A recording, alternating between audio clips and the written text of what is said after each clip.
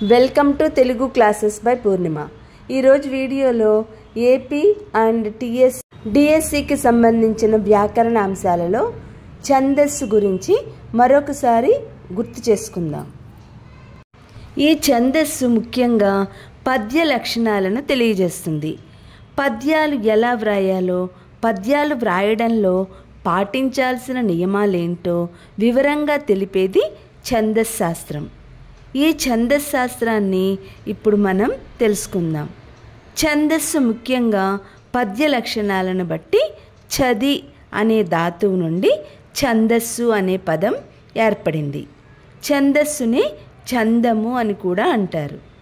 ఛందస్సు ముఖ్యాంగాలు గణాలు. పద్యం లేదా శ్లోకం అనేది పాదాలుగా విభజించబడి ఆ పాదాలు గణాల మీద ఆధారపడతాయి. గణాలు రెండు రకాలుగా ఉంటాయి. అవి గురువు, లఘువు. అంటే ఎలా వ్రాయాలో తెలుసుకుందాం. లఘువు అంటే ఒక గీత, లా అని కూడా పిలుస్తారు. లఘువు ఏకమాత్రా కాలికం, అంటే ఏకమాత్ర భవేత్ హ్రస్వః. గణం ఏర్పడే విధానం తెలుసుకుందాం. అక్షరాలు గురువులు, లఘువులుగా ఏర్పడతాయి. ఇలా ఏర్పడిన గురువు, లఘువులు కలిస్తే అవి గణాలుగా పిలుస్తారు. గురువు, లఘువుల కూటమి గణం. స్వరూపాన్ని బట్టి ఏర్పడే గణాలు 4 రకాలుగా ఉంటాయి. అవేంటంటే ఏకాక్షర గణాలు, ద్విత్వాక్షర గణాలు అంటే ద్వ్యక్షర గణాలు, త్ర్యక్షర గణాలు, చతురక్షర గణాలు. ఈ విధంగా 4 రకాలుగా ఉంటాయి. ఏకాక్షర గణాలు అంటే ఒకే అక్షరం గణంగా ఏర్పడడాన్ని ఏకాక్షర గణం అంటారు. ఉదాహరణకి శ్రీ రమః, శ్రీహి రహ మహ గౌ. ఒక గురువైనా ఒక లఘువైనా అది ఏకాక్షర గణం అవుతుంది. ఏకాక్షర గణాలలో ఒక గురువు లేదా ఒక లఘువు 2 గణాలే ఉంటాయి. ఇప్పుడు ద్వ్యక్షర గణాలు అంటే ద్వి ప్లస్ అక్షరము, ద్వ్యక్షరము అంటే 2 అక్షరాలని అర్థం. 2 అక్షరాలు ఉన్నచో వాటిని ద్వ్యక్షర గణాలు అంటారు. ఉదాహరణకి ఒక గురువు, ఒక లఘువు. రామ అనుకోండి, గురువు రా, మా అనేది లఘువు, గ ల గల అంటారు. ఇప్పుడు ఒక లఘువు, ఒక గురువు. రమా అంటే లఘువు, గురువు, లగ అంటారు. 2 గురువులు, గురువు గురువు. రామా అంటే గగ అంటారు. 2 లఘువులు, రమ రమ అంటే లల అంటారు. ఇప్పుడు త్ర్యక్షర గణాలు అంటే త్రా ప్లస్ అక్షర, త్ర్యక్షర అంటే 3 అక్షరాలు అని అర్థం. 3 అక్షరాలతో ఏర్పడే గణాలు.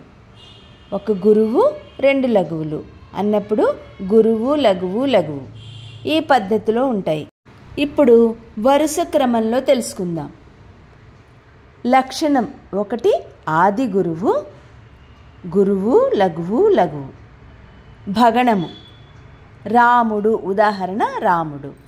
అలాగే మధ్య గురువు, లఘువు, గురువు, లఘువు. జగణం విశాలి. అంత్య గురువు, లఘువు, లఘువు, గురువు. సగణము సుమతి. ఆది లఘువు, లఘువు, గురువు, గురువు. యగణము ఉదాహరణ రమేశ. 5 మధ్య లఘువు, గురువు, లఘువు, గురువు. రగణము రాముడా, ఉదాహరణ. అంత్య లఘువు, గురువు, గురువు, లఘువు.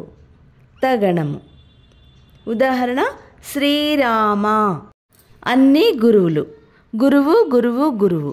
మగణము ఉదాహరణ శ్రీరామ. అన్ని లఘువులు, లఘువు, లఘువు, లఘువు. నగణము ఉదాహరణ లఘువు, లఘువు, లఘువు. యమున. అక్షరాల గణాలను గుర్తించే మరొక తేలికైన పద్ధతి. ఇలా చక్రంలా బండి చక్రంలా గీసుకుని దానికి పైనుంచి యమాత రాజబానస అని పెట్టుకోవాలి. తర్వాత లగం అని పెట్టుకోవాలి.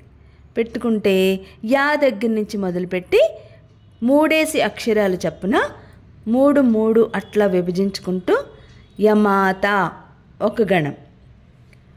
మా దగ్గర నుంచి ఈ విధంగా 3 గణాలు చప్పున లెక్కించుకుంటూ తేలికగా పరీక్షల్లో వ్రాయడానికి, గణాలను గుర్తుంచుకోవడానికి వీలుగా ఉంటుంది. కాబట్టి ఈ పద్ధతిని అనుసరిస్తే గణ విభజన తేలికగా చేసుకోవచ్చు, మార్కులు సంపాదించుకోవచ్చు.